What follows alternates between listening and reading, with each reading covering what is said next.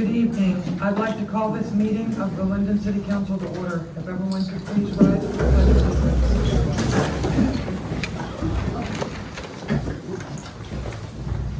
allegiance. I pledge Allegiance to the flag of the United States of America and to the republic for which it stands, one nation, under God, indivisible, with liberty and justice for all. And if we could have a moment of silence for our firefighters and police heroes.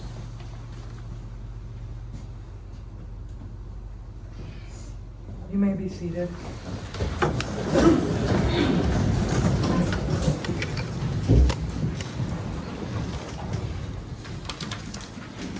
Kristen, has roll call been taken? Yes. Chief Sutter, if you would do the introductions, please. Scott Sutter, Chief of Police. Ron Will, Fire Chief. Don Price, DPW Director. Kristen Koniak, City Clerk. Brooke Card, City Treasurer. Adam Young, City Planner. Ellen Glass, City Manager. Denise Miller, City Councilor. Brad Dick, City Councilor. Sherry Link, Mayor Pro Tem. Liz Armstrong, Mayor. Mike Gilner, City Attorney. Pam Howell, City Councilor. Tom Hicks, City Council.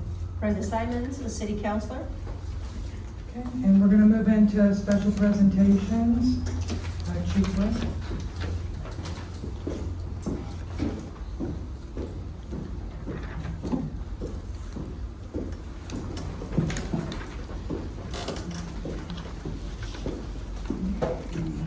Good evening, everybody.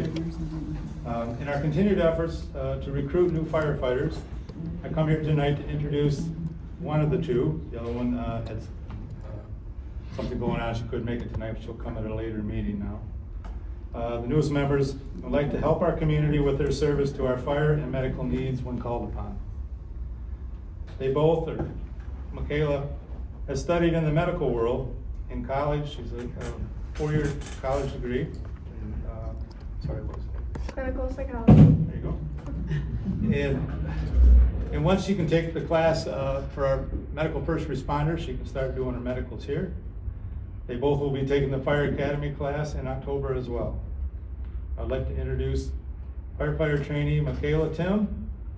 We look forward to seeing her in their growth as a firefighter and what they can offer our residents in their time of need.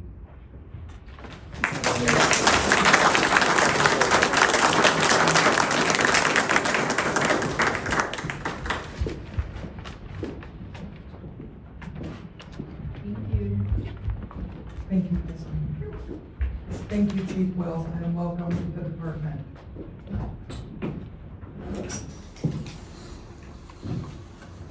We're going to move on to public comment. Judy Preston.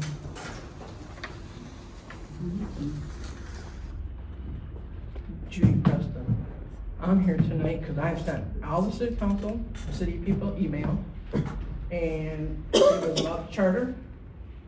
And it's 6.1, section A and C, section 6.1A, the top and the bottom, and section 7.7. And I was informed that the lawyer was going to address it. And I want to see an explanation to the answer, and so that I can actually follow up on a question. And the biggest thing is, the way you read it, it says must, shall, subject to. That's simple English. The handbook is getting edited and changed. Comment cards, they're not being answered, or you're sending emails and you're deflecting the answers. You're changing the subject. There's promoting of politics by calling on certain council members in this council, the city manager. I would like a list of all the employees from 2019 to now that we're hiring. Taxpayers are asking the lawyer for references to support his opinion of the laws of the charter and the handbook, wherever he gets his things. We want the reference of where he's getting stuff. And there was email today. Mine's 32 days, no answer. I sent all you guys right before this meeing a copy of it. Another one I sent to you, 34 days. Deflected, no answer. The question was at the last meeting, do you have to have 3 bids for a project? No response was given to a council member. And I have definitions for everything. And I do believe the taxpayers would like transparency, accountability, cooperation, communication with respect from all city mayor, council, mayor, city manager, city lawyer, city workers, etc. That has to be done. This is getting crazy. I had questions for the budget. I will admit, it has been forwarded to the Attorney General's office and the treasurer. I have been on the phone with the Attorney General's office and the Treasury. I'm going to tell you right now, 4 of you were accused of breaking the charter. One of your council members asked me and said that they sent stuff to the Attorney General's office for you breaking the book. Now, is that right to do it to you and not to do it to somebody else? That's a lot of BS. It's time to respect. Council, you're here. Ellen answers to you. You do not answer to Ellen. I give you a chart. Thank you. I appreciate it, thank you.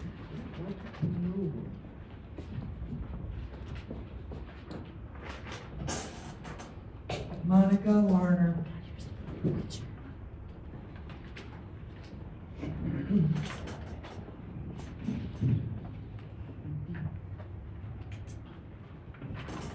Monica Larner. I live at 152 West Ralston.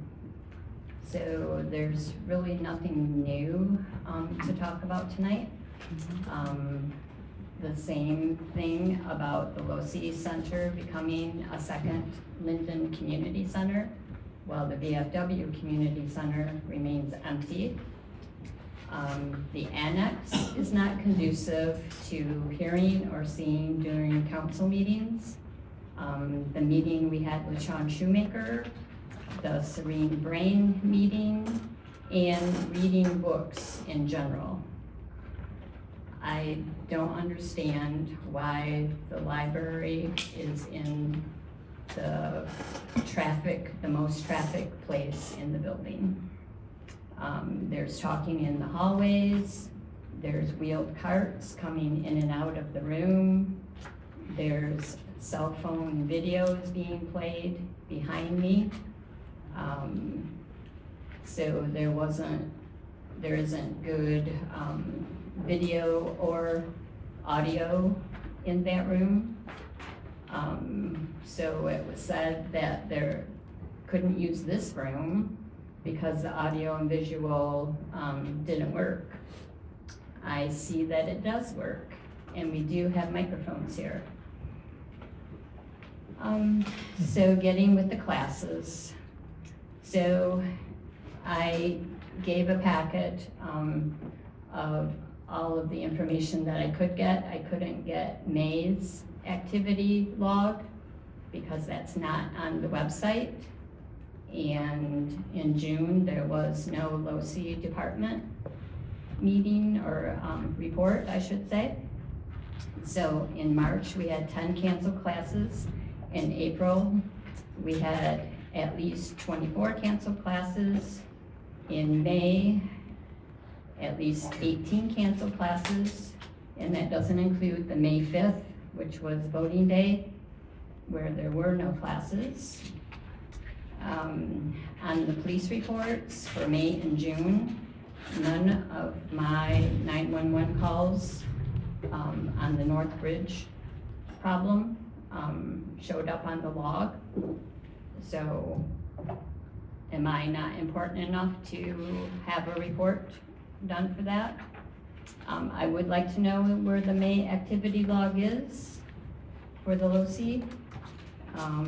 The search engine doesn't show most of the things that I look for. And I noticed that the SLPR was offering pop-up fitness classes at LoC for the spring and summer. There was nothing on the calendar for that, and they said the July one was canceled due to lack of participation. Well, if you're gonna have these, why isn't it? Thank you.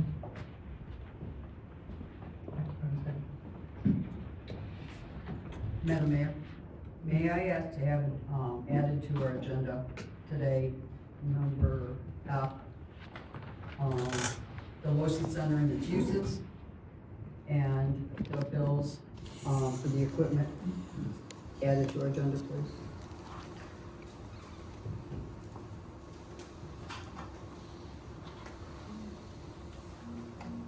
Thank you. Does that need a second?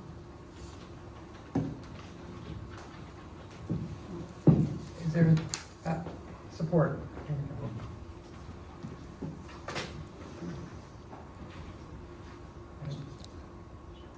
Voice vote. You're supposed to vote. All in favor? Aye. Aye. Any opposed? All opposed? I'm sorry, what was G? F was low C, G was opposed.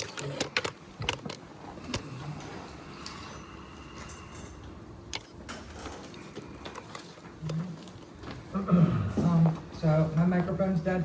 So, Ellen, would you, like to take this opportunity to answer any of those, or? No, we'll follow up. Thank you. All right.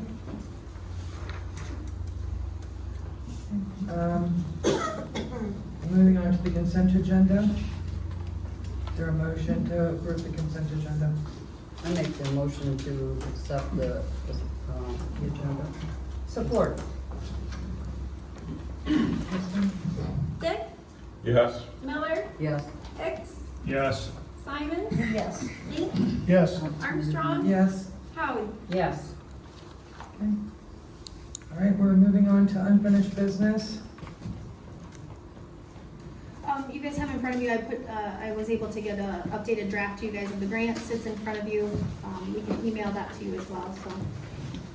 Everything else I do not have an update on from the last meeting. And I think the recording, is that what you were asking for to be put on the agenda, Denise? The bills for the recordings? Yeah, the updates.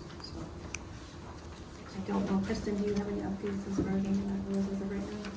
I do have an update regarding the scheduling to share. So I believe we landed on August 5th through 7th for installation to begin here in the halls as well as the annex.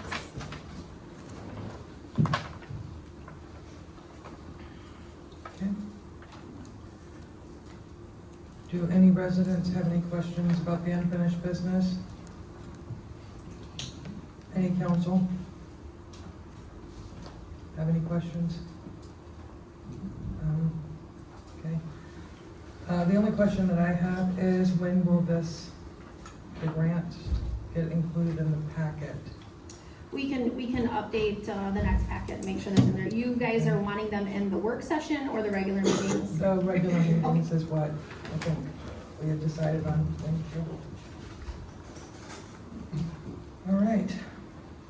Moving on to the new business, resolution number 11-26, mosquito ballot language approval. Madam Mayor and City Council, we've had no changes. Attorney Gildner has had an opportunity to review. So tonight, we're just looking at approval, so this can be put on the ballot in November. Do any residents have any questions about the mosquito ballot language? Seeing none? Councilwoman Simons? No questions. Councilman Hicks? I'm fine, thank you. No questions. Sorry. Councilwoman Howard? No questions. Councilman Miller? No questions. Councilman Dick? No questions. Councilman? No questions. All right, and I have no questions. So is there a motion? I'll make a motion that we approve resolution number 11-26, a resolution approving ballot language for mosquito control. Support. Lee? Yes. Armstrong? Yes. Simons? Okay. Yes. I'm sorry, Howard, Yes. Dick, Yes. Miller, Yes. Hicks. Yes. Motion Moving on to resolution 12-22, the CLG grant acceptance. Madam Mayor and City Council, I'll let Kristen give you guys the rundown on the approval for the resolution 1226 on the CLG grant. So this is really, truly huge and exciting news. It's been years in the making, and one of the reasons why we applied to be in the certified local government was to be eligible for these specialized grants, exclusive only for certified local government communities. So this resolution is required to be able to be provided and execute the grant agreement. And again, it would be to accept the amount $38,200 for hiring of a qualified contractor to revise the city's design guidelines to better align with preservation standards, provide clear guidance to HDC and city staff as well as to the public. Design guidelines have been identified as a important topic by the HDC over the past few years. It's been a high focus area for updating as they are used by historic district commissioners to evaluate proposed work within the historic district. Over the years, there's been some confusion regarding the language and open to things that have been open to interpretation. So we're just really excited to be awarded this with council's approval to be able to start that process. And I'm anticipating and open to any and all questions. Do any residents have any questions about this grant? Okay. Seeing none? Councilwoman Miller. I guess my question is, we got this yesterday? So, no, we were initially made aware by SHPO. We were informed that our grant application was selected on June 17th. But as we explained, SHPO had not publicly announced the grant awards. And so in Ellen's July 1 emailed update to council, it was requested that we refrain from issuing any public announcement until the information was received out of respect for the other applicants. So we honored that. Okay, and then we just received it, the written form yesterday? So it was received, it was put in the council packet on Wednesday, after the press release went out. by Okay, SHPO. I'm just starting to read into it and see all the wording too. Thank you. Okay. Councilman Dick. No, good work though. A long time done. Councilwoman Simons. Nothing in addition, thank you, I appreciate it. Councilman Hicks. Yeah, I sit on the HDC board. So this grant is gonna be just for the historic district, correct? Correct, yes. Okay, yeah, because there has been confusion about wording and stuff like that. Kind of voiced that thing. So this would give us somebody that would report to the HDC to help us set up guidelines for how the historic district proceeds forward, correct? They will assist the commission with updating our current guidelines that we have in place and bring them up to standard. Bring them up to standards. How long would he be employed for this? 1 year or? I haven't received the grant agreement to execute, so we did provide an estimated timeline as part of the grant application to SHPO. So we do have to go through the procurement process, so we would have to go out for a request for proposals. And the grant manual outlines that we need to receive a minimum of 4 bids. So we would have to go through that process. Of course, all of those would come back to council for consideration and approval. Okay, so they would come to the historic and to the council both? Yes, and there's aspects of public engagement throughout the whole process, as well as meetings with SHPO. My understanding is that they will be attending certain meetings to help HCC and guide us through the process. Okay. And the whole grant would just have to be completed, I believe it's in 2028, so. Okay, so give it 6 months to figure out who to hire, so it'd be a year and a half that they would work for us to help us adjust I the believe they guidelines, you would be think? with us for the whole, until completion, so until 2028. Until 2020, okay. Now, is that the start of 2028 or end of 2028? I'm sorry, I'm just. Yeah, no, I can see if I can get a quick answer. I'll look regarding that date, but I just know it's 2028.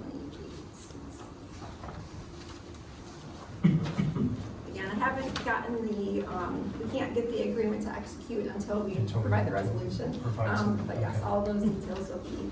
Okay. as well. And those people would be brought up to both councils to review. We would have to adhere to SHPO's procurement process, as well as whatever is within our purchasing resolution, because it's over 15,000. Okay, good. Thank you for To listening. add to that, it would be a contract, probably with a firm and not an individual employee of Okay, the schools. right, which is fine, because then that would, with a firm, we got more information to our access than just one person. Yeah, they have the ability to access other professionals within their peers and stuff. So. Thank you for listening to us and the HDC and helping us with this. Thank you. My pleasure. Councilwoman Helen. I don't have any questions, Kristen, but I think it's awesome that we were able to get this so that have a knowledgeable professional person guide us through the complexity of all the rules and regulations surrounding historic preservation with the state of Michigan.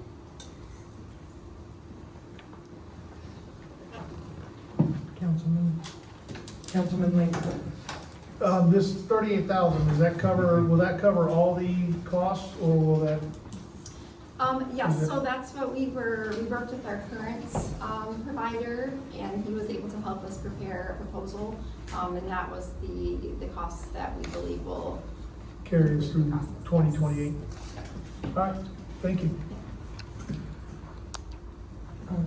All right, so I had sent an email today, and I think most of my questions have been answered. I just wonder if, for things like this moving forward, because this had started back in '21, so there are council members that are not even familiarized with it. Is it possible to put a little bit of a history piece moving forward into the packet so that people know where to look and what it is? Yeah, I think we can certainly do that. Thank you. I Yeah. appreciate it. It was on the grant list when Kristen applied for it, I think back in February. It's been on there since February that we did issue, that we had submitted it and things like that. But yeah, it has been in the works for quite some time. Kristen has done a lot of heavy lifting with this, so. I appreciate it. Thank you Yeah. very much. Madam Mayor, can I ask one more question? Go ahead. So the 38,000, is that to hire someone to come in and do this? That is the whole cost, so that covers the cost of any sort of like public notice we need to put out, as well as the consultants. Yes. And can we use our own consultant, someone within the city? So we have to go out for bid. Okay. Yep, select one of our. Well, thank you for the grant, getting that for us. In the very first paragraph on the resolution, it explains that the $38,200 is for the hiring of a qualified contractor to revise the city's design guidelines. So we just have to adhere to those procurement processes and make sure that they SHPO, I probably will, if they have a whole list of qualified, not just anybody can bid on it, so. I was looking at the very bottom when it says that Kristen and Ellen, and there was a blank line. I didn't know if somebody was supposed to be. That's for us to sign the agreement Okay. and move the steps forward after council approves the resolution. Okay, thank you. And I did find, so all project work must be completed and accepted by SHPO by August 31, 2028. Thank you. All right. Is there a motion?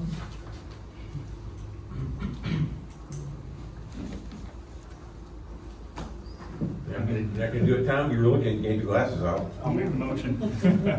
The motion, resolution number 12-26 GLC grant application. For Link, Yes. Hicks, Yes. Armstrong, Yes. Miller, Yes. Howard, Yes. Dick, yes. Simon. Yes. Thank you. All right. Moving on to ordinance number 427, amending City of Linden zoning ordinance, housing readiness zoning amendments. City council members, this is in your packet here, an ordinance to amend the zoning ordinance for your consideration of adoption. As you know, this came originally from the Planning Commission as a recommendation after holding a public hearing.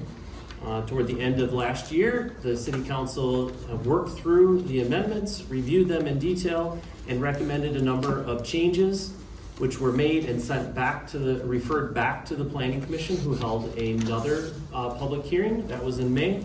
The Planning Commission accepted those changes, added or tweaked a couple of languages for clarification on a couple of the definitions, and after the public hearing, made a recommendation back to City Council for adoption of this set of amendments. So it addresses things like adding definitions for certain residential use types, removing a reference to adult foster care large group homes being allowed in our single-family residential districts. It moves multiple family and elderly housing from a permitted use in the multiple family residential district to a special land use in that district.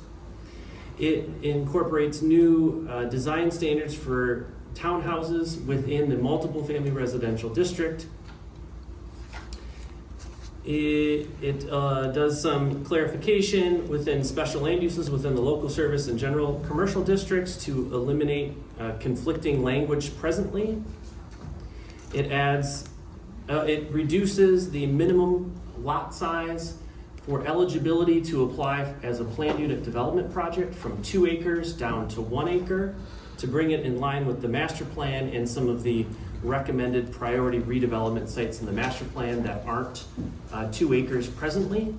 That would make them eligible for consideration if a property owner in the future were to propose a planned unit development project for Planning Commission and City Council review and approval.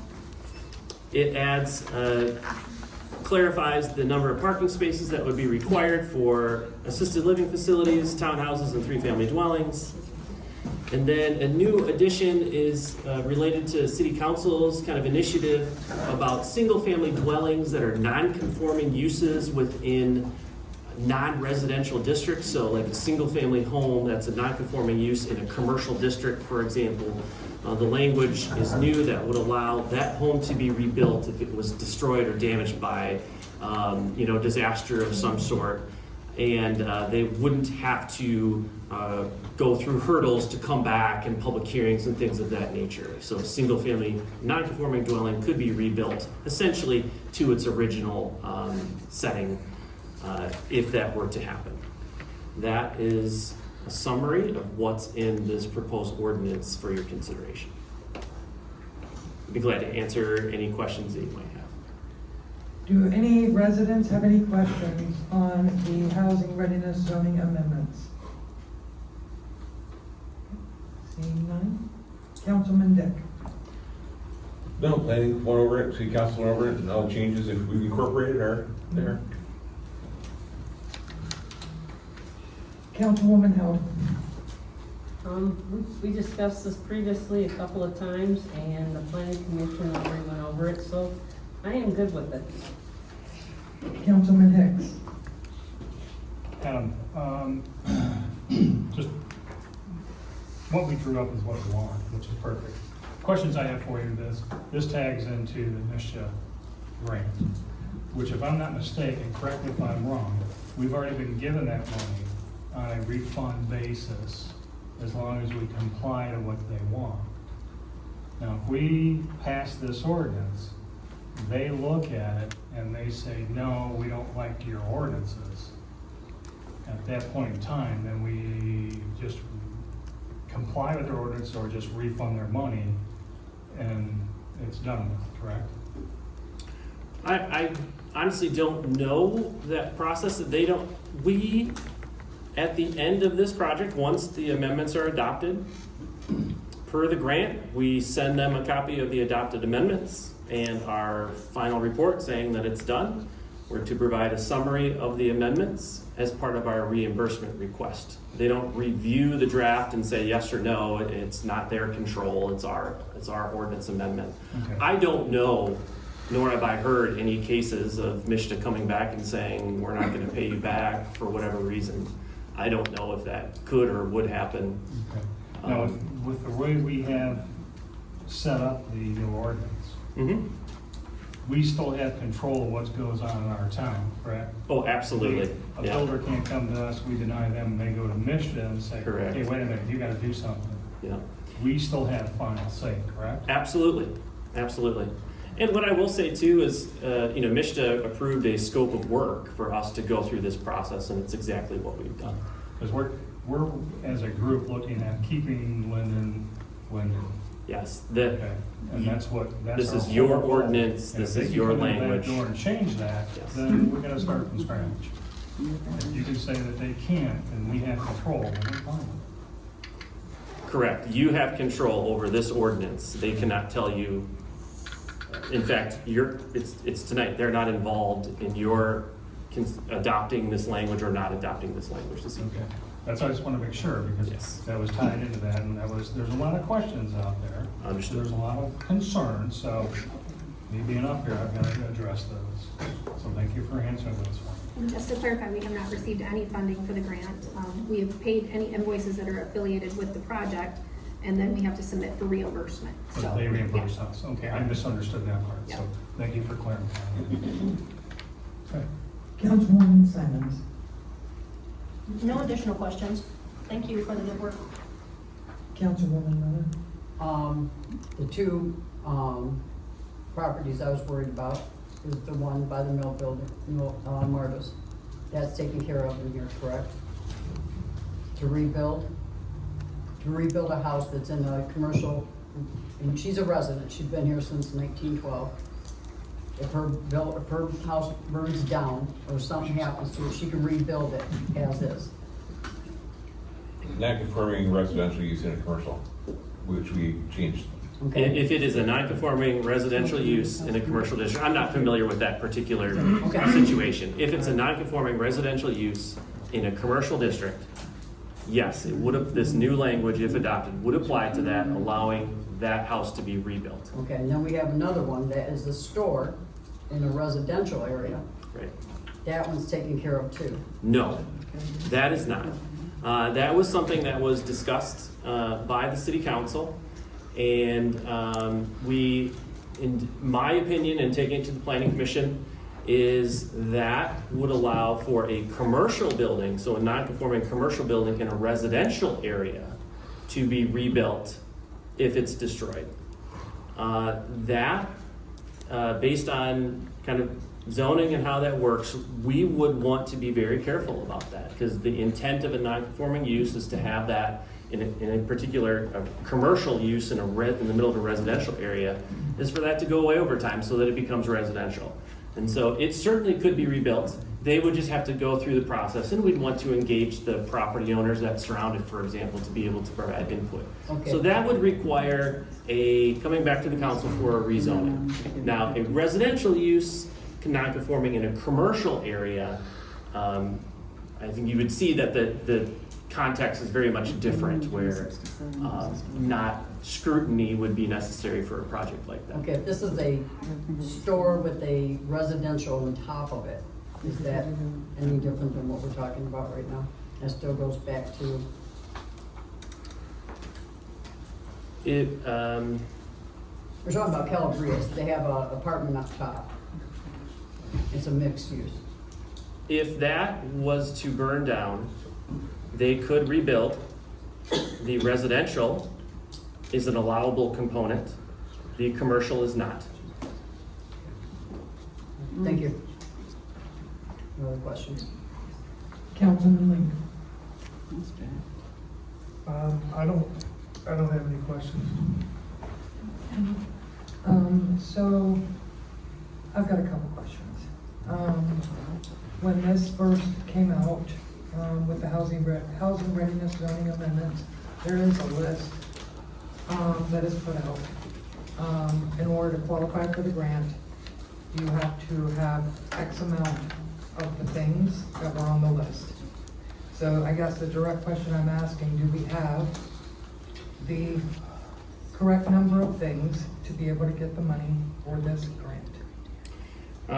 That is a different program. It's not related to this grant. There's a different MISHDA program where I've seen the same thing, The where you housing need to. readiness?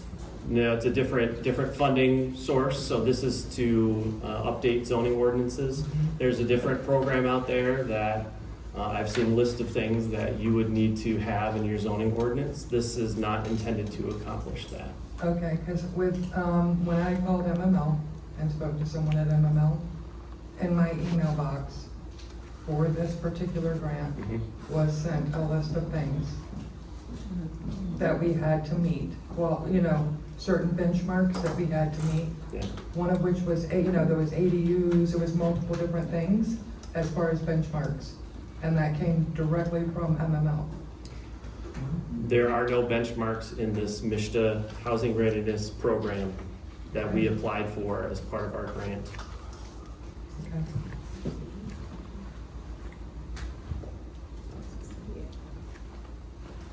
All right. That's all. Is there a motion?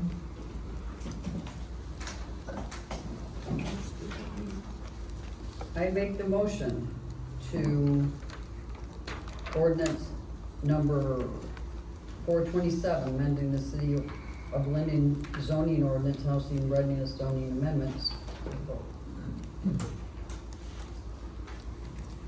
Support.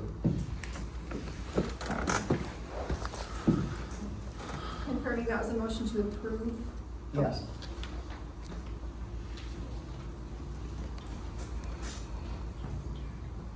Ready?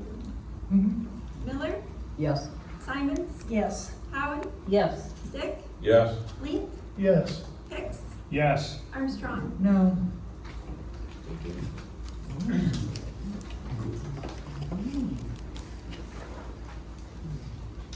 Ordinance number 428, amending chapter 72 of title of the Code of Ordinances, bicycle scooters, mopeds. Madam Mayor, I will let Chief Sutter and with the assistance of Mike maybe present to council on this one. Thank you. Council, recently you asked me and our city attorney to look in changing our ordinance to address motorized scooters, e-bikes, and mopeds. What's before you tonight is an amendment to our current ordinance, chapter 22, to reflect these types of bikes that we are talking about, e-bikes, motorized scooters, and mopeds. We want to welcome these type of vehicles, eco-friendly vehicles, but we want to be able to regulate this. This helps us regulate it. It helps us regulate behavior. I believe it's legally sound. Our city attorneys looked at it and drafted it himself. We both looked at it, and I think it meets what our needs. It establishes clear boundaries for these devices. And also, the ordinance also talks about similar devices, so that if more come into the being of existence, then we will have some language to address that as well. Again, it targets reckless behavior, careless behavior, and I think it's what we need to address this. And if you have any other questions for myself or Mike, happy to answer. Do any residents have any questions about the ordinance? Okay, good. Is this a discretionary ticket? Yes, it is. Tickets are Okay. discretion. Thank you. Yes. Yeah. I just, I just wondered, is this tied in with the pathway as well, like preventing motorized vehicles from going on non-motorized paths and things like that? Well, it would be this. That is a sidewalk, considered a sidewalk. So our ordinance would allow them in our city. I can't speak for Benton Township, but it would allow that. Yes, sir, in the back. So I happen to notice under the code enforcement that you have an e-bike that e-dirt bike that was not allowed in the city. Yes. I couldn't find language of what's not allowed. Is there a list of what's not allowed? And in other cities, certain classes of bikes aren't allowed. Is that the case? Well, speaking of the e-mini bike motorcycles, those are handled by the motor vehicle code already. So they're illegal. So that's separate from this. So if they're driving on our roads, that's illegal already. And so some of those bikes that you're referring to are considered off-road vehicles as well. So again, that's illegal in our city. And then the ordinance itself addresses those type of vehicles that are allowed.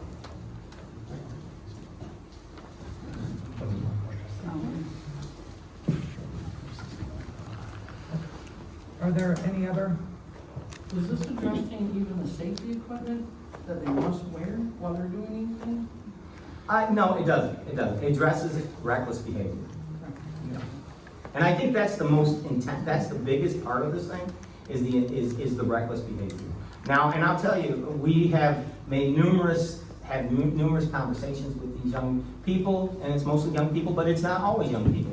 It's people actually going to work. It's people going to the library. It's people going to the mill pond. It's bringing people to our downtown area, and that may not come. And so as long as, and we talk to them, and they're understanding, I can tell you, they are. You know, I can't stand those e-motorcycles and bikes as well, though I don't want them in my town, so. But I think it's a good ordinance. And I don't know if Mike has anything to say about it. Happy to answer any questions, but I put before you what I was asked to do, and the ordinance can always be amended in the future, but we did the best that we could to regulate that particular use. Go ahead. Okay. And I see where it says a half hour. All right, after sunset, so there's 10:30, they're not supposed to be out? Well, it's because of the lack of light, the darkness, yes. Okay, because there's not too many lights on Hyatt Lane, Okay. and they go up, they're out there till almost midnight. One of them has a purple headlight on his little contraption, and the rest of them follow him, they don't have any lights. Well, So- and if you know who they are or whatnot. I don't, they're not from Okay. our neighborhood. Okay. They come because they can run around, race up and down Hyatt, because they don't use the sidewalks you put in, and they go in the schoolyard. Right. If you see that, call 911 too. Okay, That's because how- they stop in front of my house and throw rocks at my dogs. I went out there, I don't think they're gonna do that again. But they terrorize the deer in the schoolyard, because the deer are over there every night eating. Please call 911, honestly. Oh, I will, Yeah, 'cause- okay. all right, Thank you. you might get one tonight. That's fine. Because they're out there 10:30, Thank you. blasting up and down the street. Okay. Any further resident? Is the law required the front of them with the white lights and the back with the red? I don't think that's part of our ordinance, no. That's not part of the ordinance, but that's the state law, right? I have to look at that, I'm not sure. Because the one has purple headlights. All right, any further questions? Seeing none. Councilwoman Hood. I've read through this, and I think it's a well-needed ordinance because of the increased traffic of e-bikes on the sidewalks and through the city, which isn't a bad thing. It allows disabled people to go now where places they couldn't go before. But, letter under section 72-.02 unlawful operation of parking. Okay, little letter II, operating on a sidewalk at a speed that is excessive. What is an example of that? Well, again, it in a reckless manner. Okay. It's a reckless manner, careless manner. And that's what we're looking at. Okay, so it's just a reckless manner, Yes. okay. All right. And if you're going at, top speed at some of these things, that's reckless. So it gives a lot of leeway to the officers out there, and discretion, as someone mentioned. Councilman Hicks. Yeah, just clarify one thing for me, please. A lot of people have to use their bicycles or e-bikes or anything to go to and from after dark. If they've got lights on it, front and back lights, like a car, can they legally transfer themselves from their work or home or to the store or anything of that nature? I'm not sure, Mike. As written, I don't believe that it permits that in particular.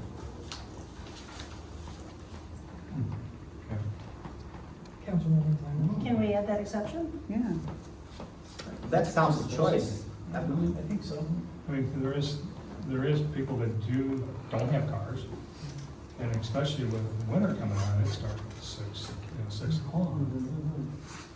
Our cars have headlights. If they were on the sidewalk, not in the road, not reckless, I couldn't see why we couldn't include safety-approved lights. That's just my opinion. Do you have anything further? I don't think it's a bad ad. I would like to see that. Councilwoman Miller. I really agree with Tom there, because I know people that work midnights, you know. You have to look at past the kids staying up, you know, going out at 2 o'clock in the morning. I know personally of a lot of people that use those, to go to the gas station at night. You know, my husband's got a moped that does have a light, if I tell him 10:30, even though we got a plate on it. I don't know if that makes a difference, because we're registered, but I would like to see that changed. It's a great suggestion. Yeah, really good suggestion, you could change that, because a lot of people don't have cars. Other than that, I have to say, you know, I've had a couple of kids that were a little reckless, and I stopped them. And I said, you know, you guys are ruining it for everyone. And I said, this is the problem. So if you guys can straighten this out, I know that you guys will be able to have a lot more freedom. And those 2 young men have been great. They actually say, hi, Mrs. Miller, when they go by now, so. And that's great to hear. Yeah. I mean, that's the way we should It's handle just it. communication with these guys. Councilman Dick. I would agree, white light, red light, standard bicycle safety, if they have that after dark. I mean, if it becomes a thing with younger kids out there, terrorizing the streets after dark, then it's, curfew or something like that, but. Councilman Link. I agree also, I guess we could ask Mike to amend and come back to the next meeting. No, I made notes and I can bring it back at the next meeting. Great, thank you. All right, so I have a couple questions. It's come to my attention, especially over the weekend, that Benton Township has a very large problem, but these same children, there's 4 to 5, the numbers vary, children are utilizing to get from point A on one part of Benton Township to point B, the other part of Benton Township, of course, the city of Linden, okay? And these children are ding-dong ditching, or whatever you call it. I was told they're kicking in doors of homes, they're destroying property between the hours of 11 p.m. and 4 a.m. And the common denominator of this is that they are all riding the e-motorcycle dirt bike scenarios, okay? And so what language, I'm not seeing any language that says these shall not be on the street. So again, that is in the motor vehicle code. It's already written in the motor vehicle code. So if those are going on, and if we see those, they're not supposed to be riding in the city. Because it's already against the law. Okay, yesterday, a resident of Linden contacted me because there was e-motorcycles going up and down her street, doing wheelies. She contacted the police. She did a video for the officer, and he said because he was not there, there was nothing he could do, even though she told him where he lived, Okay. the child. And I'm not trying to throw anybody under the, I want to be really, really clear. But I don't want to see a child, these kids are between 13 and 15 years old, get hurt or hurt someone. And that's where my concern comes in. And so while I understand it's part of the motor vehicle, can that language go in? It shall not occur. I mean, it could go in there, but I mean, it's already stated in the motor vehicle code, and it's addressed specifically. And so I'm trying to, we use the motor vehicle code to write tickets. This is good. This is a different situation. This is to regulate, because the motor vehicle code doesn't address e-bikes and all that. Okay. So that's why. And then that Right. resident, I would love, if she's willing, and you could have them call me personally, I can talk. We'll talk after the meeting. Fantastic. We'll talk after the meeting, for sure. Because that one right now is probably my biggest concern. Yep.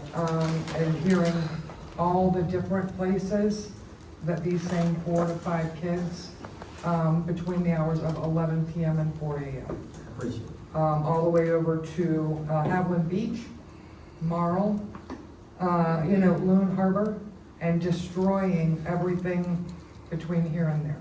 Yeah. We have not had any of those in Linden, but I get what you're saying. Okay. Yep. Just kind of a preventative.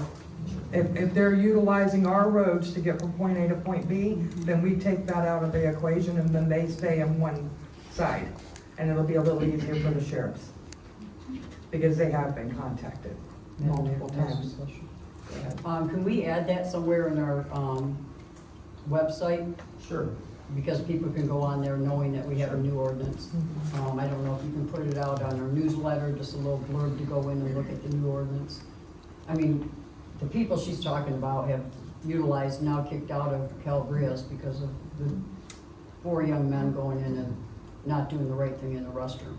So we have a problem with Fenton, a couple of these kids from Fenton Township coming into Linden. These aren't Linden kids. So, thank you.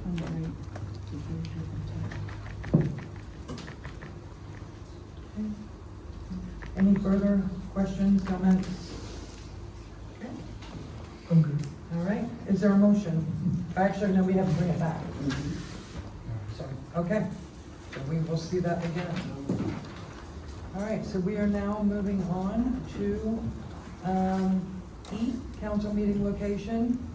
City council meetings within Losi Center Halls A and B, and Denise, you would put that on the agenda.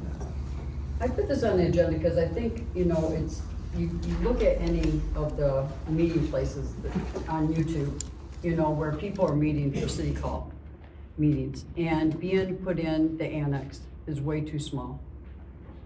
This is open, we don't ever protect who we have coming in, how many people are coming in, and I think it's just, you can hear each other a little bit better, even without their microphones. I'd like to have a permanent place, either Hall A or B, that would be our city council. And see how the rest of the council feel. Thank you. Any residents have any comments, questions about? Oh, I was just saying from a video point of view, I like the setup in there because it has the screens and you can see the presenter, and then there's the screen right next to them showing what they're talking about, like when they were talking about restriping the lanes and things like that. And so that one has a little bit more better visual aids, whereas for here you have to like turn to look at this, or you know, it's more up front and people can just face forward and see it like right behind you guys. And Can I address that? If you looked at the last meeting, when they were talking about the striping, did you watch what city council was doing? A couple of us was looking here, a couple was back there, we had to turn our whole chairs to even look at it. So, configuration, I just feel it's a little bit better, it's a little bit more open. And I understand what you're saying, it's, and with you videotaping, you do a great job, really good job. You're able to turn your phone around. But I think it looks more professional to have a place come in it's this open. And hopefully you can see all of us on the screen, because a lot of times it leaves the city out on that YouTube from the city. So it's just my opinion. no, I think at some point we could have a permanent place. All right, thank you both. Okay, any further? I Okay. disagree. I think for the people in the audience, you guys all have your iPads. You can look. But it's easier for people in the audience to be able to have 3 screens. I think it's big enough. And it's just my opinion, but I know for me, everyone's got to turn to see that. Where in the other room, you've got the big screen and then the 2 on each side. And you people all have iPads, or you all have computers, so I don't see where the problem is with you having to turn around. It's just my opinion. Thank you. I think if they hurry up with the audio system, you might solve a lot of problems. And as far as visual and stuff, maybe it's smarter that they're over here, over this way, and maybe the people are over here, that everybody can see it. Because if you can see it, they can see that angle, and if we're turned this way, we can see it. Thank you. All right. I don't like it in the annex when you guys have the tables in front of like after the entryway, where when people are walking in and out in the annex, the audience members are walking on and off the stage is how I feel. They're walking in and you guys are right there. and you can't sneak in and out because you have to walk past the table that's halfway in front of the door and to walk in. Thank you. Yes, I have ma'am. 2 questions. Is this going back in the mill building when it's done? No? Oh, and then, I don't believe so. okay, another suggestion, if you guys move to where they are and you switch the chairs, it would be like the annex, like where the screen's behind the city council. And you could videotape both. This is not. Thank you. Any further comments or questions? All right. Let's go to Councilwoman Simons. Well, I don't have anything in addition to add. Councilman Hicks. I have no questions.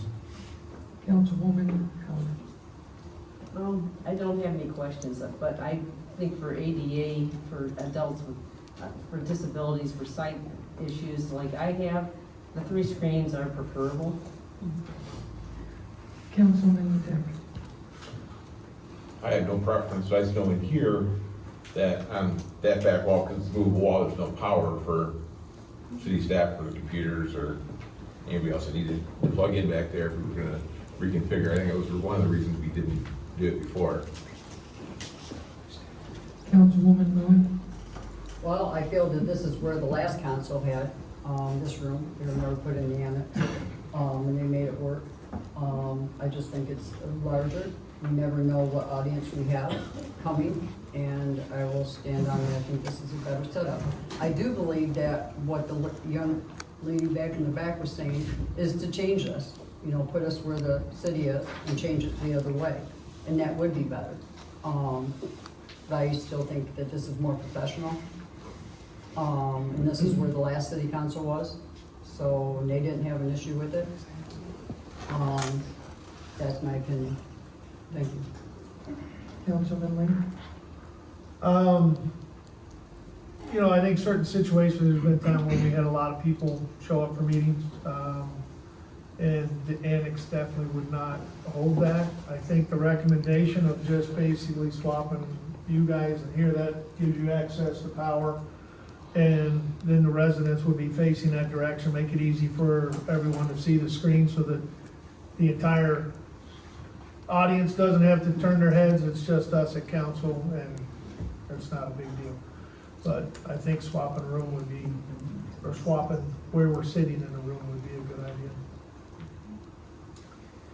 All right, is there a motion? I make the motion. I support.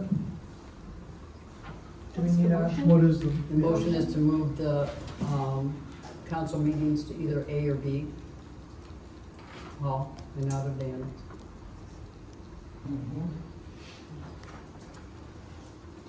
I support.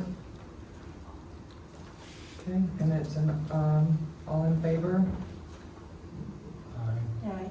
It's not an all in favor? I thought that's what she just was going to say. Is it? No, I was gonna ask. Oh, okay, I thought you meant like with the hand that it was gonna be one of those, okay, sorry. I guess just for the sake of the motion, so holding the halls in the AV. So I know Tessa's not here this evening, but anything that she may have scheduled, I guess I request that degree of flexibility for staff to be able to, if this is already reserved, for instance, we have the annex being closed and used for early voting this week.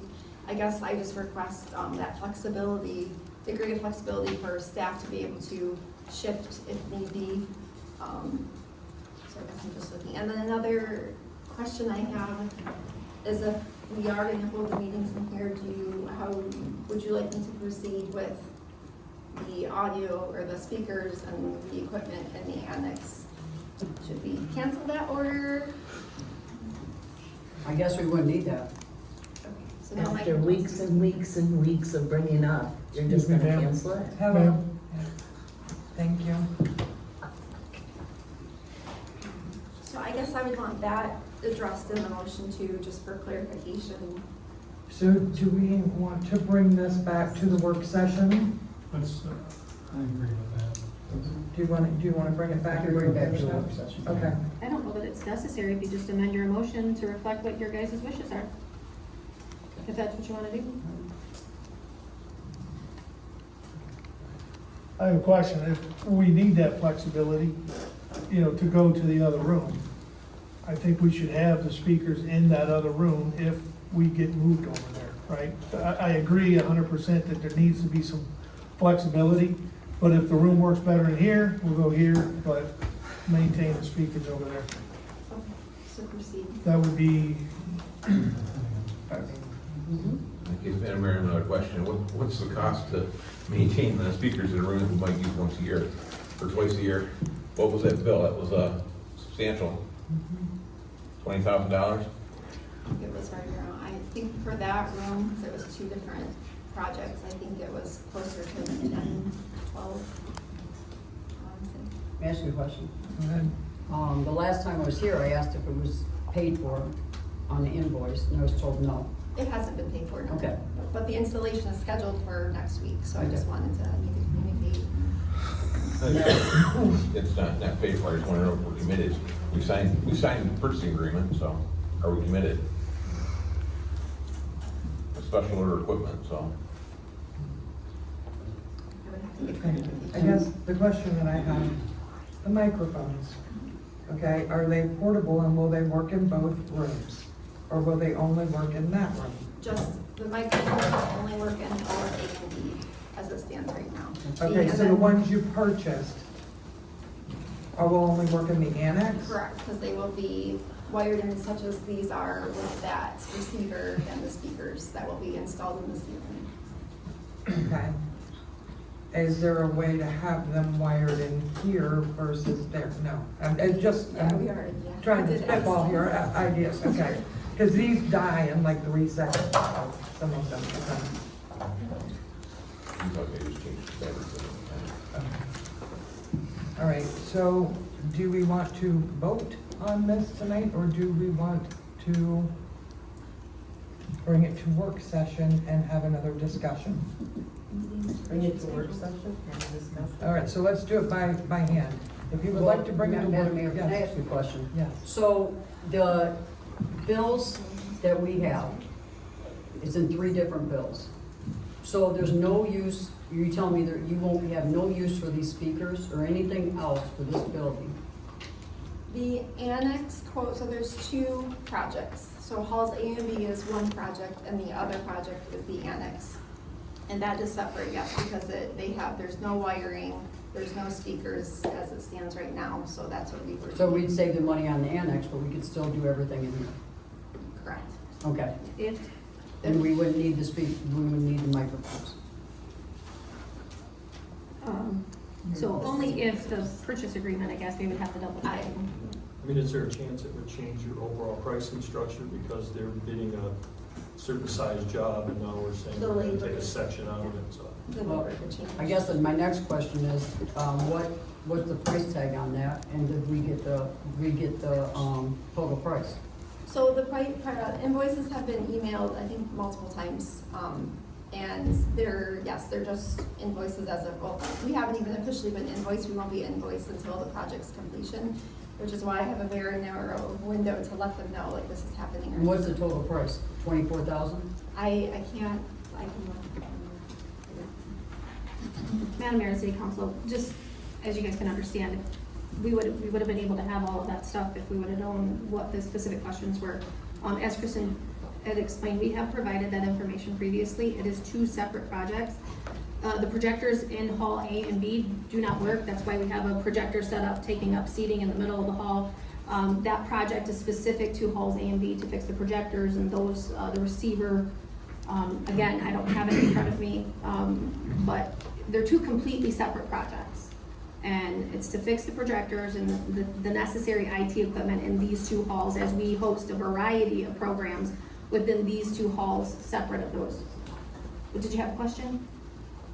No. Oh, I'm sorry, okay. And so just to clarify that it's a separate project, and then the annex was the one that included receiver, microphones to be able to equip that room necessary to accommodate additional programming, council meetings and things of that nature that also fed into the iPad as well for the direct sound. Madam Mayor, question? Would it be just as easy as moving the tables? maybe moving our setup to the west side of that room. In the annex? Yeah. I mean, we can configure it, however, if there's another, Because I don't think the annex is too small. I agree with the tables kind of being in the way, you know, like when you're walking the door, it's kind of uncomfortable, but, I mean, it still works for me. I don't want to give up on the project that we debated and talked about for months and months and months. You know, everybody thought it was the right thing to do, and now we're gonna abandon it at the last minute. That's not a good idea. also, I think it's important to clarify too, that the city council was displaced because of the mill project. And the discussion there was that we would find a more permanent location once the annex was done to be able to move into that facility, or that section. Also allowing these rooms, as you guys have all expressed, and residents and members here have expressed, being able to allow programming in the evenings. And so isolating the city council meetings or public meetings back there, and then allowing these rooms to still be utilized in the evenings and things like that. That was part of the discussion as well. So yes, council was in here for a short period of time. They were displaced because of the mill project. Fire code, Brian, sorry to put you on the spot. I think that room in the annex accommodates more than what we originally had in the bottom of the mill building, so. Correct. Brian? Big Denise. Brian, what's the fire code for the other room versus this room? Do you know? Look on the wall.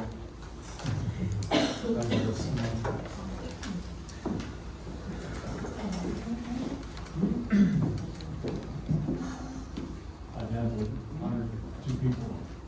Same as the other Side versus the other room. All right, Councilman. Just a quick question. We've heard this $24,000. Is there one company doing both projects? Correct. So The that- smart homes that actually, I think a couple of the council members actually talked to at the MML, they presented to city council, but it's the same contractor. Okay, so that it's just not just for the microphones, the annex, it's for all three projects. It's the same company doing it, but I don't, do you have the total price? I can pull it up. 20,000. Is it No, that's okay, 24,000? because- 20, it's Oh. close to 24, it's 20%. Yeah, but that's for all. The annex all three specifically, I projects. think, was 10,000, and yes. Okay. And then these two rooms were separate. It was a LoC project that Tessa had worked with them on. That makes more sense, because we were hearing 24, it's like, why would it be so much just for some speakers and microphones in the annex? Now that makes sense. Again, the company that they're working with is trying to, be accommodating as far as installation, to be able to do Tessa's project for LoC Senior Center, and then Kristen's project for the annex as well. Obviously, it benefits all of LoC, also the smart homes, is it smart homes? I apologize. They are a company that has been through the My Deal and the Sourcewell bidding process, and so they have the My Deal contract and the Sourcewell contract that we use for collaborative purchasing and stuff, so. And when they do Hall A and B, they're gonna put up new projectors. Are we still gonna use the down screens, or is there gonna be flat TVs?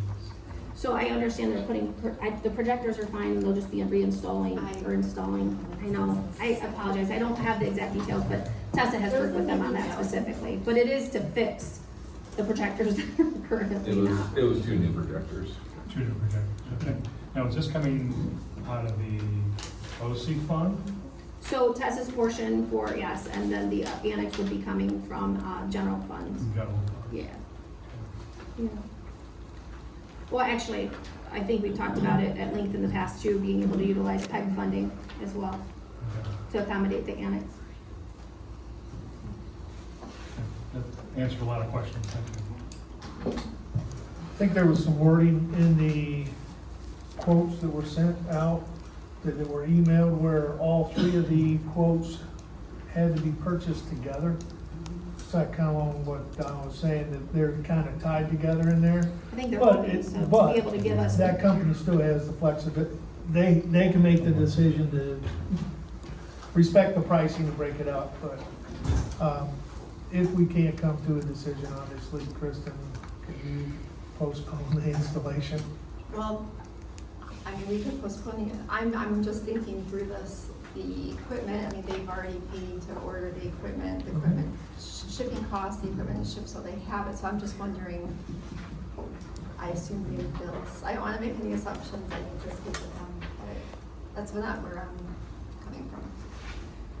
And maybe what we can do, since we don't have that answer or anything like that, we can set up the annex, where we swap with the staff and the council and see if that helps, you all.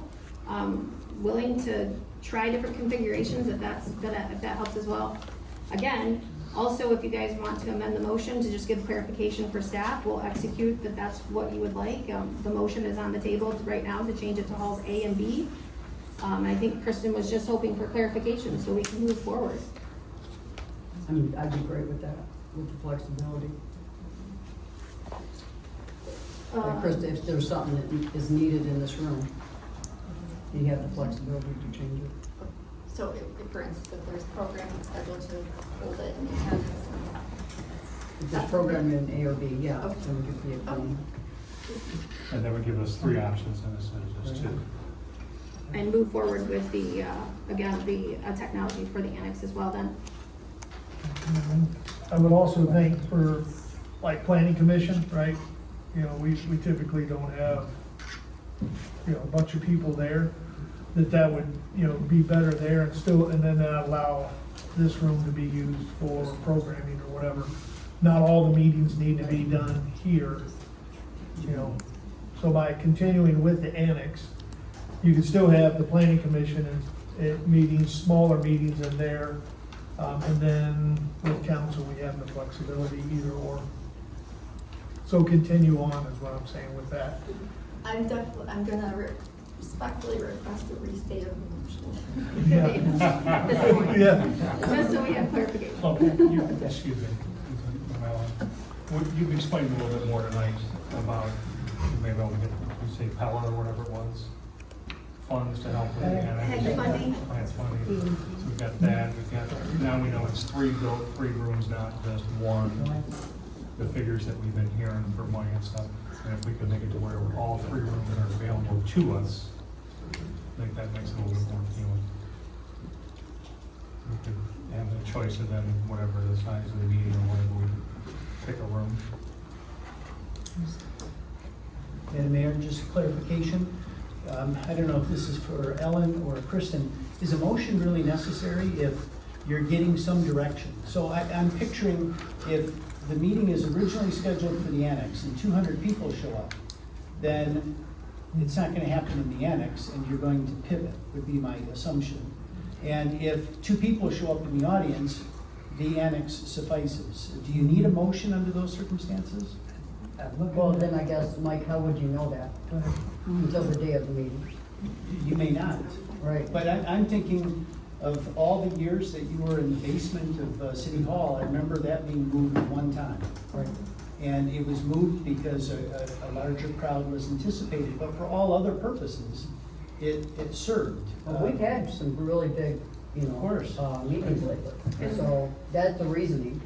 I would like to still have the AOD, and then if for some reason these rooms are needed, then we go down to the. I mean, I think Kristen needs direction. That's what, that's the point here. It sounds like we are going to need to vote tonight. There will be no pushing it to a work session. No further discussion. That's what I'm understanding. But if we don't vote,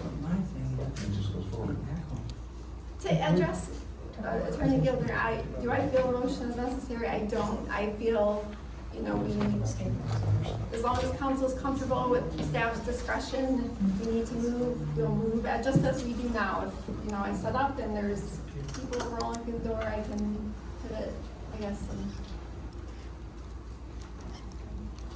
So are you looking for a motion for have an option for A, B, and C?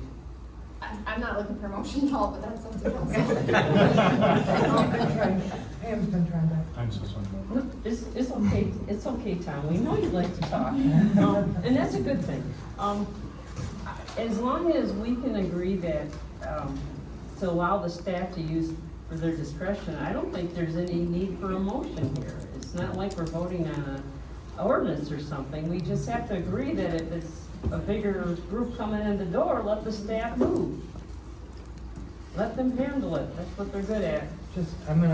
I think what I'll do is, Councilwoman. I've already said that I'd rather have these rooms, and then if for some reason these rooms are taken, then we go down to the annex. Is that quick? So does easy that of a need a job to do? motion, Kristen, to have these rooms as the primary, with that being the secondary? Do we need to vote on that or not?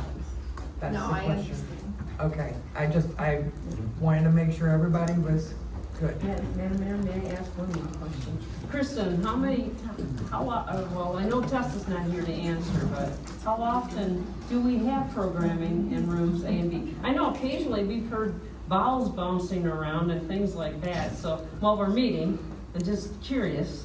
Yeah, she would have the better idea. I do know just from her, within her report, she references some evening events. Sometimes Parks and Rec, they may want to hold an event here, this as their backup location for an outdoor event. I guess I can't answer that. I know yoga twice a week, I'm sure, but that usually. That's what was here that one night we were Yes. down in the annex. All right, so are we good? Yeah. Okay, perfect. You've gotten all the direction, we're good now? So the preference is calls A and B, Okay, but if there's something going on, I am allowed to move it to the annex. okay, and then the microphones, I think everybody Yeah. wanted to continue Proceed. proceeding with the microphones. Okay, Got it. perfect, thank you. All right, we are good. Get me some rechargeable for mine, apparently. All right, so, item F is the LoC Center. And Denise, Seeing what, Monica put out today, I'm a little concerned. This is going out, I'm not sure if anybody else can see this, but I'll leave it for anybody who wants to read. It looks like we have a lot of, cancellations through the arthritis exercises, closing programs down, Tai Chi, no, buddy to run those classes. I personally talked to a couple people that said they're going to Swartz Creek now because so much cancellation.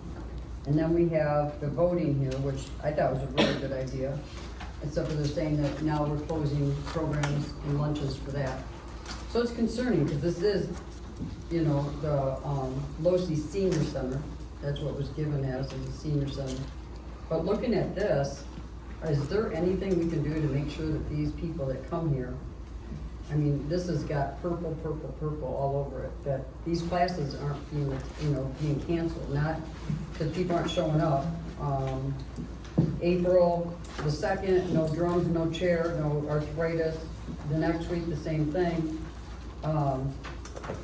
Continues, I mean, it's almost every day that these guys coming in don't have the program, and then I've had, somebody say that with the voting in here, that's caused more trouble, where programs are being taken out. So, I was hoping Tessa would be here to answer something.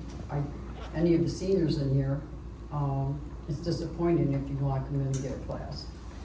So I guess I will leave that to Ellen or anyone that can answer that. Again, without knowing this in advance, to be able to, let Tessa know that this was gonna be on the agenda, but I'll try to answer as best I can. She does put together a pretty detailed report and does explain in her report when and if there is a cancellation. As you guys know, we've had a retirement of one of the yoga instructors. We've also had 2 other instructors that have had health issues or family members with health issues. Also, I'll point you to my update that I had sent on Friday in regards to LoC Center. That programming is continuing during early voting. We've had to shift some things, but it is continuing during early voting. Also, that we've had to cancel because the instructor for some of the classes, again, personal and professional obligations and stuff like that. So Tessa does work really, really hard to try to make sure that programming is going to continue. Even in the absence of an instructor, she's trying to get creative. Also in my update, we informed you guys that we are bringing yoga back a couple of days a week with Dottie being able to come back on. So we're trying to do the best that we can to pivot when we need to and be able to keep things rolling. I will also draw attention to her numbers. Last year, it was late fall, early winter before she hit 1,600 and some unduplicated members. She's already hit that, so she's surpassed what she did last year, several months in advance. So we're still getting people in here. We're still getting the programming to happen. Yes, it's been disruptive because of some of the schedules. We're trying to do the best that we can. Tessa will continue to try to do the best that she can. I know she's again trying to partner wherever she can. Southern Lakes, all of those different partnerships to try to increase or provide in the absence of programming. So, and I don't have a copy of that, so I don't know, but I'm sure I can get a copy. I got you. I'll give this to you. No, it's not it's just a little worry. It's, when you see month after month after month of the arthritis program being canceled. And I understand, trying to get anyone to come in and do the job. Tessa is phenomenal.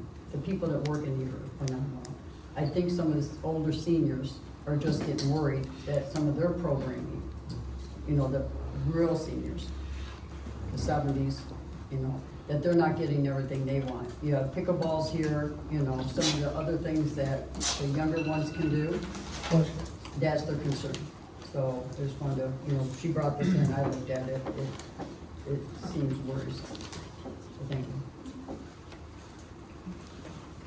Any residents have any questions? Seniors have asked, is this gonna be called the Luce Senior Center? Up here it says the Luce, on here it says Luce Center. It's Lucy Senior Center. It needs to be corrected on paper.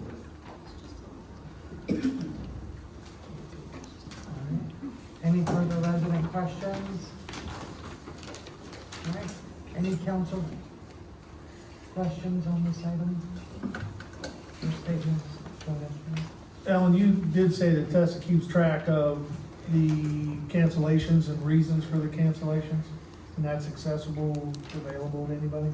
Yeah, I think, she does usually try to put it in her reports, whenever there's something, but she does try to keep track of all of that stuff. Good. So that way, because we have to notify the people that are attending in advance and things like that, if we have to reschedule, if we have to move programming, all those things. So yeah, she tries to keep a pretty close eye on it. We are offered services like through Valley Area on Aging. They provide us some instructors. Again, if they have an illness or if they have a conflict with scheduling, we a lot of times have to cancel it. They don't have anybody to backfill that for us. That is one of the free classes that is provided. Again, we have a physical therapist that offers some of the courses, classes. And again, they have, communicated that for personal reasons, they've had to cancel and stuff like that, so. Okay. Yeah. Thank you. One more question.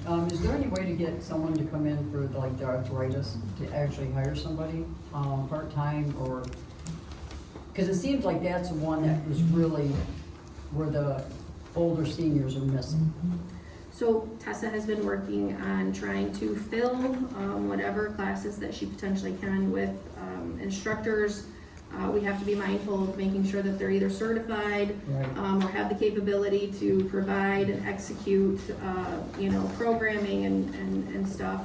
So yeah, she's working on all of that.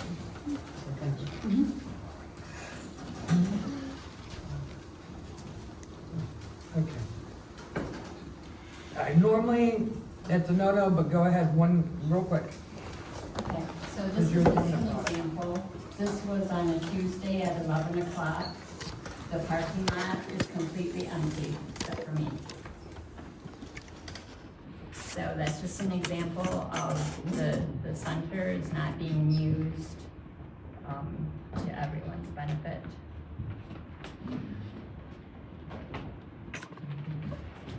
Denise, is your item, are you good? I'm good. Okay. All right, G, bills. Oh, I'm good. I'm Okay. trying to take that off. All right. Good. So we will be removing that item. All right, city managers update. So I'd sent out a update on Friday, and just to add to some of those items, today we were, unfortunately, our entire BSNA program was down, so that was, so we did get word at the end of the day that actually it was after 5, that we think the system is back up and running, so we'll be able to hit the ground running tomorrow, hopefully with that. That's our entire financial software. And again, just pointing you guys to my update that I sent you all on Friday. I would like to mention the bill project. So that is moving along. Again, drawing attention to, we have some challenges with power pole that's on the east side of the building. And that's, we're waiting on the final word for that, what we need to do with that, but it looks like it will potentially have to be moved, but again, we're waiting on that. We also have heard verbally that obviously the completion date is going to be moved back, but I think we all anticipated that with some of the challenges that we've had. We were able to take a couple of the council members through there today. Things are moving, it's incredible. They've been doing a lot of work in there, and welcome the completion of that project, definitely. So happy to field any questions that you guys might have. Additionally, also, I just wanted, again, in my update, I mentioned the sewer rates. So District 3, we had a meeting, and they're on a 5-year rate cycle for the sewer rates. The county has that structure in place for sewer, that the city's been on the sewer system since its inception. So we're anticipating more information coming back on that. Thanks.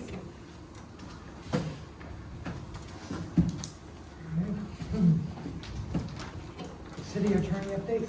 I just wanted to make myself available to council members. I've been asked a number of questions. I haven't been able to answer all of them in writing, but I'm here tonight. If you have any questions, I'm happy to answer them. If not, I have no report. Is it just council members? Yes. Okay. Do any council members have questions about? I do. Okay. The language in the charter, and I know this is what you addressed, and I'm kind of a little confused. When the charter was made up by the citizens in the city, and they put the word must come to council. Now, I went back and I've looked at Fenton Township, the supervisor or the city manager picks the person, and then they come to city council for the approval. Holly, which you're, I think, the attorney at Holly, Fenton City, Grand Blanc, all of our areas all do the same thing. It's the city manager hires, recommends, and then comes in front of city council for the approval. This gentleman we hired, I don't know really his name. I don't know what his budget, what the budget or the background on him. I'm not sure if anybody else has been given this information. I think it's important. I mean, we have a role as city council. City council before, if they didn't do this, I'm sure that, you know, somehow they communicated that there was a new guy being, or a new person being hired. But that's our role as city council, as the role of every other city around us, is that we get at least a say in who's being hired. Ellen does have she makes everything go like a row. But as far as the hiring, we don't have no resume, we don't have nothing, we don't know nothing about this person. It's not that I don't believe he would be a great fit, but I still believe that sometime it should come before all of us, just for the seal, just the stamp of approval. Because if we don't have that, what is our jobs? So, there really wasn't a question there. I understand your point of view completely.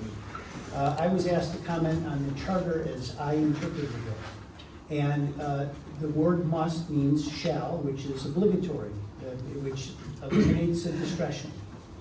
Okay? So must means you must, you shall.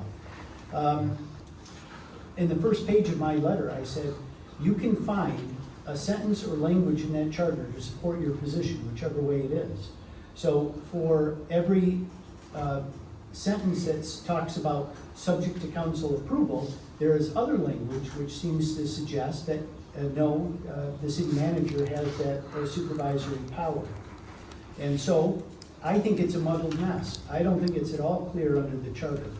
And I acknowledge the fact that other communities have different standards in place, but we operate obviously under your charter.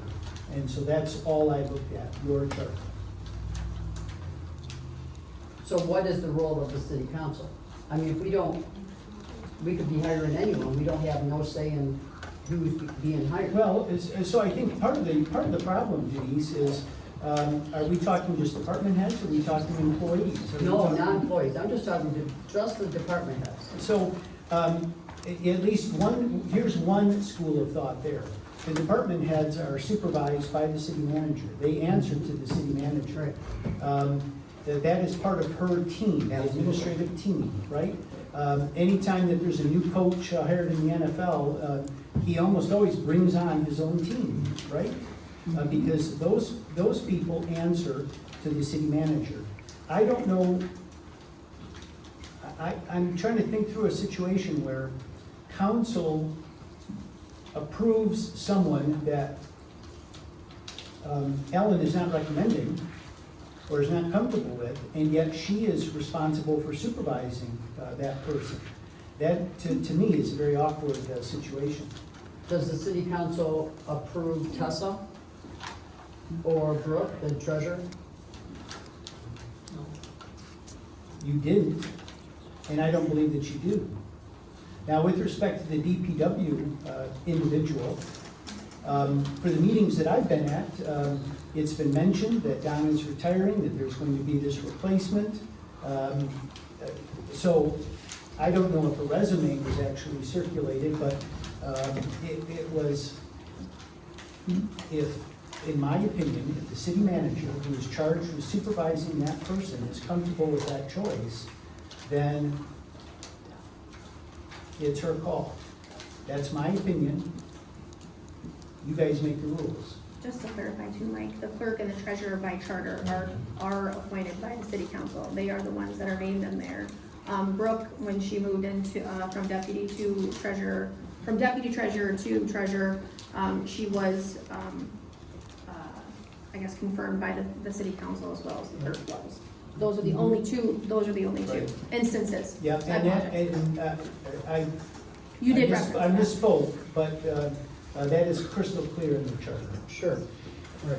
So I believe that department heads is also mentioned in there. Department heads are mentioned in there, but it also talks about administrative heads. There are so many descriptors attached to it that I'm not able to follow your charter. Who exactly falls within that definition? That's the problem.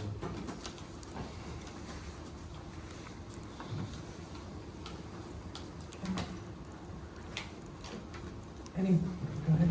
I have a question, and it's actually on something completely different, and it involves curfews. The state of Michigan curfew has that curfew time for children under 12 years old. By the way, this is Public Act 41 of 1960, updated 2026.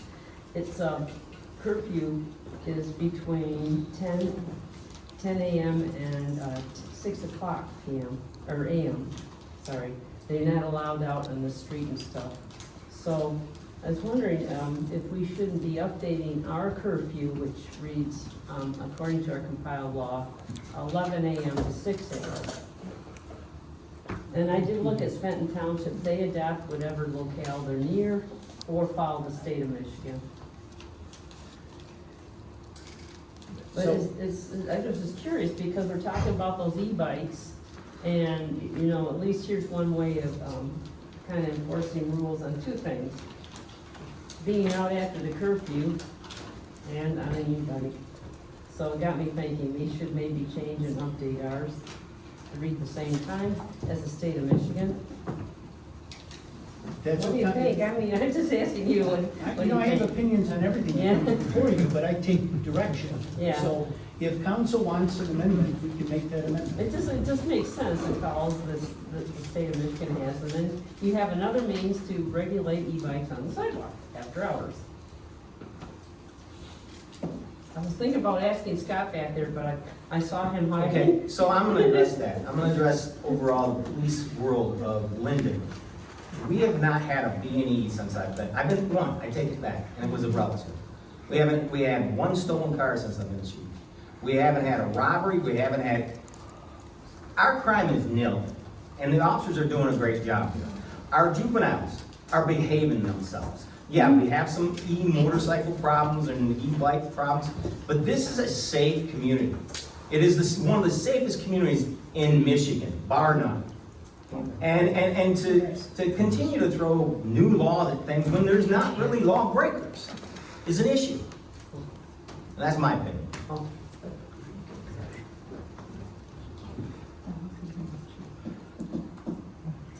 I mean, I spoke to Mike a little bit about this hiring situation, and part of it, I agree, like, you know, Ellen's the manager, right? And if you're the manager, you want to succeed or fail by your people, that you know, you select your people. But as Mike kind of mentioned, that, you know, our charter is a mess in this area.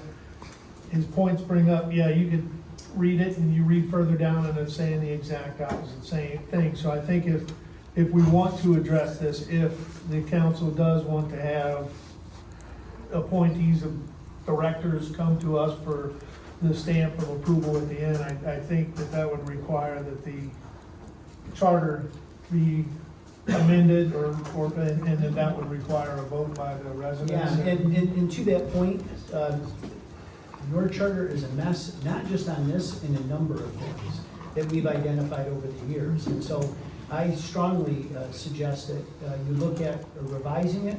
I think that given everything that's on your plate, probably waiting until after the election, things settle down a little bit, because it's a pretty massive project. But I wouldn't go in and just amend this, because you can look at and find all sorts of other problems. So you're recommending, if I'm understanding, even based on our conversation about your answer, your recommendation is a total redo of the charter? I won't say a total redo, that it's a comprehensive review, and you don't do it fix by fix. Okay. Right? So you fix this, but then you leave some other problems. So, you know, after reviewing it, you may find that 85% of it you like just the way it is, but that way you know exactly what you think needs to be changed. And then that goes to a vote of the people Yes. on a ballot? Yes. Okay. I have one more question. So, going back to what I was talking about, so what if somebody was hired that we know wasn't capable? Where is the council's job at all to oversee? She can hire everybody, anyone she wants, but the head of the departments, even in the charter, it says, if someone is hired or fired, they come to the council if they get for an appeal.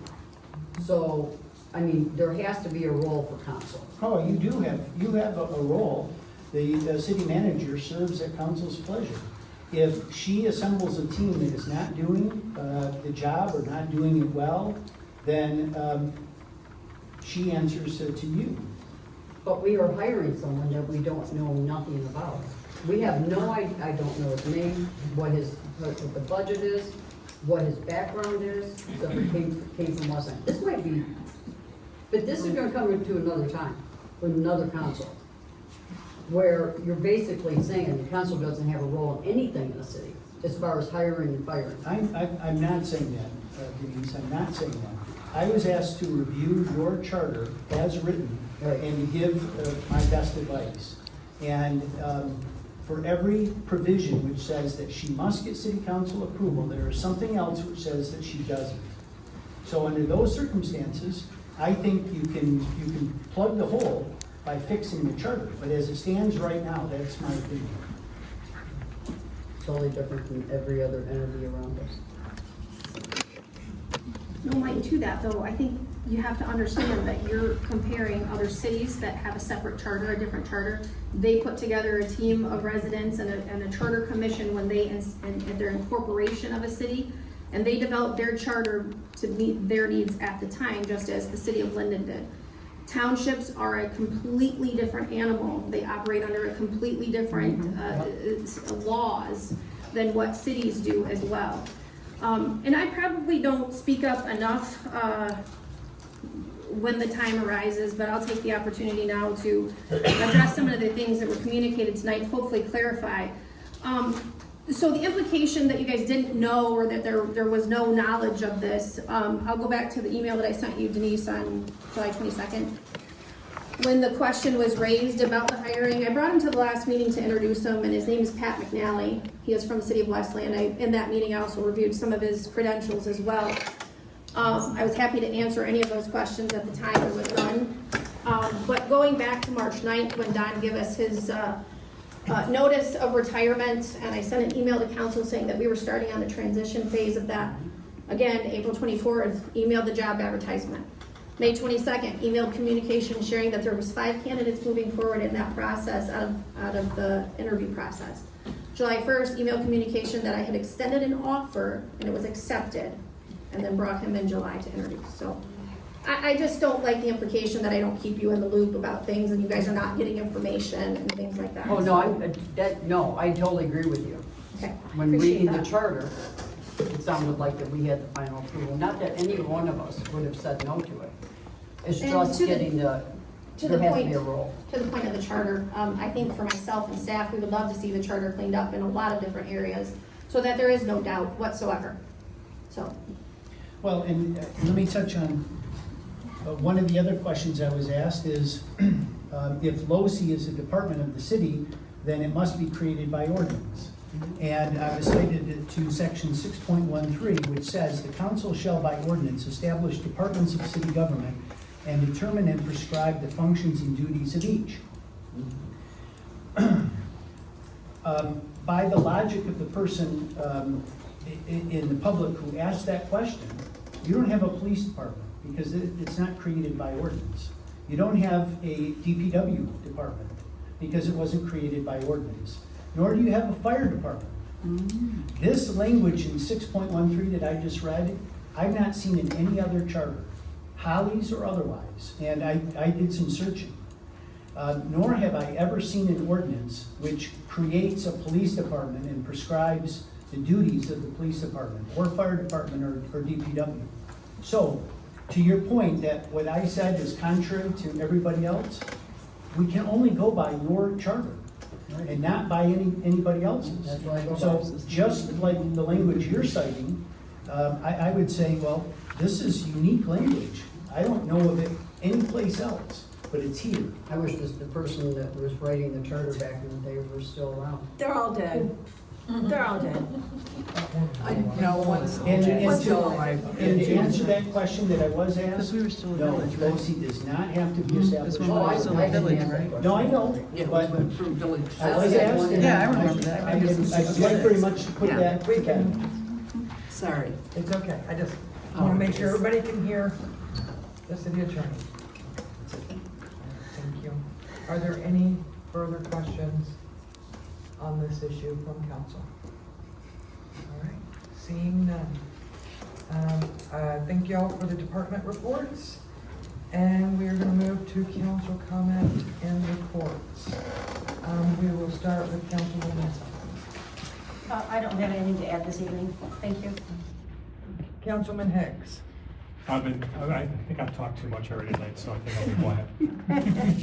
Councilwoman Howard. I'll be quick, but I just wanted to thank Kristen and Nikki for all the hard work they've done on these early voting days. They've run really, really well. I encourage everybody, get out there and vote. We had 10 people on Saturday, early voting day. Get out there and vote, please. Give us some excitement at least. Because early voting days are there for your, but I just wanted to thank you very, very much for your hard work. We really appreciate it. Councilman. No, I think we've talked about a bunch of things. And I'm just glad there's no Canadian smoke outside right now. Brisket smoking is being done, as they said. It did cancel night of our events for River Rose, the wind blowing through canceled fireworks, everybody was kind of bummed out. But we had good attendance. Otherwise, I think everybody was happy. Had a lot going on in Dr. Wax's lot. The American Legion had Rosie the Riveter again, which was awesome. And a lot of good participation from the local churches. And the kids got to do a lot of great, cool things. Councilwoman Miller. I only got a couple things. First of all, thank you for having Linden for all you do for our city, because it really shows up. We got the karaoke, and then having in Linden was disappointing. I know you guys are more disappointed than anybody. But you guys always do a good job. I have to say one thing, is that not this last meeting, the meeting before, I spoke out against, and I said something I shouldn't have said. I was raised that if I say something in public, I have to apologize the same way in public. So she asked not to have an apology, but I was raised different, and I am so sorry. I shouldn't have ever said what I said. And I hope you don't have to accept my apology, but I will give it. Don and Ellen, thank you very much for taking us out to the mill building today. It's remarkable. It's so much that we can see inside that building and where it's going.